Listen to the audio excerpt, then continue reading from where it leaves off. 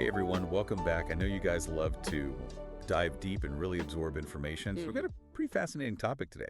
We're going to be taking a look at the world of vinyl collecting, specifically how to unearth some of those hidden musical treasures that might be out there. Yeah, we're all about giving you that full picture, right? Yeah. Without, getting too lost in the details. And the article you sent over, Unlocking the Vinyl Vault, Discover Hidden Gems at Record Stores and Fairs. I mean, that really spoke to this idea of finding records that are both valuable and personally meaningful, right? Absolutely. And that's exactly what we're going to do today. We're going on a deep dive, extracting that practical knowledge, and maybe even unearthing a few surprises along the way. What do you say we jump right in? Let's do it.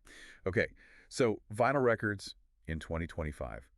We literally have access to almost every song ever recorded right at our fingertips digitally. Yeah. What's the appeal of vinyl? Why are people, not just holding onto their old records, but actively seeking out more? Right. The article mentions this idea of the tactile and sensory experience. Mhm.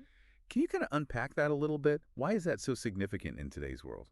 I think it's really interesting how vinyl offers a completely different way of engaging with music. You're not just hitting play on a playlist. It's much more active and intentional. You're Yes, selecting a specific album, you're carefully placing it on the turntable, dropping the needle. It's almost like a ritual. totally. And in our, increasingly digital lives, I think that physicality really provides this tangible connection to the music and the artist's creation. I mean, it's a lot more than just the sound, too, right? It's the artwork, the liner notes, the whole package. Yeah. It's an experience. Yeah, exactly. It's not just about the brand new records that you see in stores now either. Yeah. The article makes it very clear that there's a huge market for vintage vinyl. What's driving that? That demand for older pressings. There are several factors at play here, I think. Nostalgia plays a role for some, sure, but I think beyond that, many collectors believe that older pressings, particularly early editions, often have a different sonic quality, Interesting. and that can be due to the analog recording and mastering processes that were used, way back when, which some argue capture a warmth and depth that can be lost in digital formats. Right. Then, of course, you have certain pressings that become incredibly rare, and that's due to limited production runs, specific label variations, or even historical significance. Those are the ones that serious collectors are really after. Makes sense. The article even spotlights Jack White and his Third Man Records. Now, I know he's a musician, but his influence on this whole vinyl resurgence seems pretty profound. What's his role in all this? Oh, he's been a huge champion for vinyl. Through Third Man, he's not just releasing records, He's actively promoting the format as this legitimate and valuable art form. And his decision to open and operate his own pressing plant, that was a really powerful statement, ensuring the continuation of high quality analog production. Yeah. He's really helped to kind of reignite a broader appreciation and enthusiasm for vinyl across different generations even. Yeah, I can definitely see that. So say you're listening to this and you're thinking, okay, I'm intrigued. I want to start digging through some record bins. Where do you even begin to find these hidden gems? Right. The article offers some really good expert advice. And the very first point it makes, and this is crucial, is do your homework before you even start hunting. That's right. Research, huh? It sounds a bit, academic for something that's supposed to be fun. Yeah, I get that. But think of it this way. You're equipping yourself for a treasure hunt, right? Right. The article really highlights online forums and collector groups as invaluable resources. You can go there, learn about specific albums, different pressings that might be valuable or have unique sound characteristics, and even get a sense of current market prices. Mm-hmm. This knowledge is going to help you from overpaying for common records, and it can help you spot something truly special that might be undervalued. Right. So it's kind of like before you even step foot in a record store, you're kind of arming yourself with information. Exactly. Okay, so online sleuthing is the first step. Got it. Yeah. The next tip is about actually getting out there. Yeah. Frequent your local record stores. Now this sounds obvious, but what's the deeper strategy here? Well, it's about more than just browsing the racks, right? Right. The article suggests that building relationships with the store owners and staff can be a significant advantage. Also. They often see new arrivals first, right? Right. Including potentially, valuable collections that come in. By becoming a regular and letting them know what you're interested in, you might get like insider tips and even, early access to desirable records. It's like having your own network of vinyl scouts working for you. Exactly. Exactly. That's a really smart way to think about it. Yeah. The third tip takes us to a different kind of venue. Record fairs. What's the appeal there? Imagine a large gathering, specifically for like vinyl enthusiasts.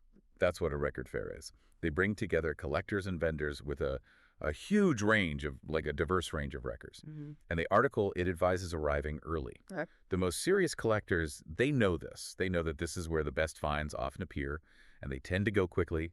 It's more concentrated, more competitive than just your typical record store. But the potential rewards for finding something, rare are often greater. It's like a flash sale, but for vinyl. Yeah, that's a good way to put it. Yeah. You need to be quick. Okay, you've spotted a record that looks interesting. How do you avoid bringing home something that's more trouble than it's worth? The article really emphasizes inspecting for quality. This is absolutely critical. A record might look great visually, but its condition directly impacts the listening experience, right? Right. Scratches, warps, other defects, they can cause like unwanted noise or even make the record unplayable. Oh, yeah. The article talks about grading systems. They're standardized scales, right? Yeah. Used to describe a record's condition from mint, like new all the way down to poor, which is, heavily damaged. Familiarizing yourself with these grades and learning what to look for visually will help you assess a record's true value. And it ensures you're getting something you'll actually enjoy listening to. So like a record graded VG Plus might have like some minor like surface wear, but it doesn't affect playback, right? Right. Whereas a G grade indicates more noticeable flaws that could impact the sound. Right. So it's not just about looks. You've got to be a bit of a detective, checking for those telltale signs of wear and tear. Absolutely. The last of the expert tips is, well, it's a bit more personal. Trust your instincts. Right. And this is where the subjective side of collecting comes in. Right. As the article points out, a record doesn't have to be worth a fortune on the open market to be a gem in your collection. Right. It might be an album that holds deep personal significance for you, one you've been searching for years, or simply one that resonates with you on, a deeper level. Yeah. That personal connection and the joy of discovery are really a huge part of what makes vinyl collecting so rewarding, I think. I like that. Shifting the focus from, the potential profit to that, to the pure love of music and the personal stories behind those records. Now, the article throws in some unconventional tips for finding treasures. Yeah. Estate sales and flea markets. Those weren't the first places that came to mind for me. Yeah. What about you? And that's exactly why they can be such fruitful hunting grounds. They're often overlooked venues where you can stumble upon like entire forgotten collections. People might be selling off like a relative's estate or just decluttering, and they may not be like fully aware of the potential value of the records they have. This can lead to some incredible bargain finds if you're willing to put in the effort. So while the serious collectors are at the record stores and fairs, you could be uncovering a gold mine at a local estate sale. It's possible. It requires a bit more, patience and a willingness to dig, but the potential is there. Yeah. Okay. And the other unconventional tip involves something that most of us use daily, digital tools. Specifically, the article mentions apps like Discogs. How can those be helpful when you're out there, physically hunting for records? The Discogs is an invaluable tool for any vinyl collector, really. You can use it to catalog your own collection, track the market value of specific records, see the different versions and pressings that exist. And when you're at a flea market or a record store, you can quickly look up a record you find, see its rarity, typical selling price. It helps you identify if you found a good deal or a potentially, valuable addition. It bridges the gap between the analog world of vinyl and the vast amount of information that's available online. So you can be holding a dusty record in your hand at a yard sale and instantly know its potential worth and rarity right there on your phone. I agree. Speaking of value, the article includes a truly staggering fact. You ready for this? Let's hear it. The most expensive vinyl record ever sold was, get this, Ringo Starr's personal copy of the Beatles' White Album, which fetched an unbelievable $790,000 at auction. Wow. I know. That just shows you the extraordinary value that can be associated with, rare and historically significant vinyl records. Yeah. I mean, most of us aren't going to uncover something worth nearly $1 million, but it does underscore that these aren't just pieces of plastic. Yeah. They're cultural artifacts with real financial worth. It definitely puts a whole new perspective on flipping through those old records. But beyond, the potential for a huge financial score, the article really brings it back to the fundamental appeal of vinyl, calling it more than just a hobby. It's a connection to music history and culture. That's a really great way to put it. Each vinyl record it's a physical representation of a specific moment in music history. Yeah. Yeah. It reflects the artistry of the musicians, the recording techniques of the time, even the cultural context in which, the music was created and consumed.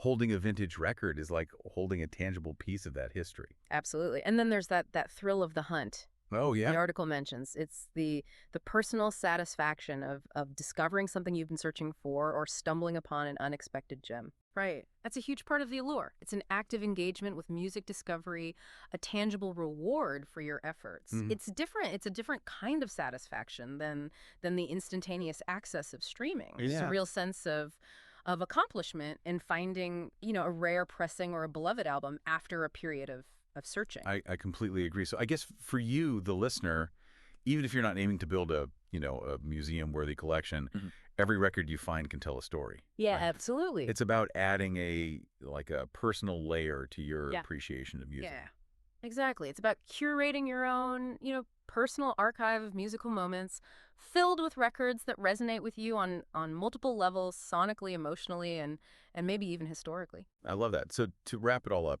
our deep dive into this article has really highlighted that the resurgence of vinyl is driven by a desire for a more tangible and engaging experience with music. Vintage records, they hold significant appeal due to their, potential sonic differences and historical rarity. And figures like Jack White have really been instrumental in championing the format as a whole. So when you're on the hunt for those hidden gems, remember, research, building those relationships at local record stores, hitting those record fairs early, carefully inspecting the condition of any records you're considering, and of course, trusting your own taste. Right. And don't forget about those unconventional sources like estate sales and flea markets. Leverage those digital tools like Discogs to your advantage. And, while the sky's the limit in terms of potential monetary value, as demonstrated by that incredible Beatles record sale, the true value for most collectors lies in that personal connection and the stories that each record holds. I think that's a really good point. And it leads us to this final thought for you, the listener. Yeah. As you consider the world of vinyl, think about this.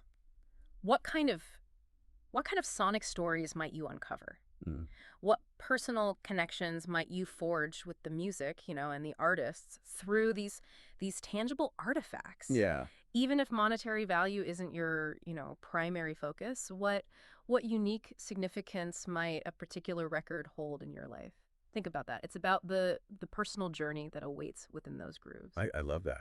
It's about so much more than just the music, isn't it? Yeah, absolutely.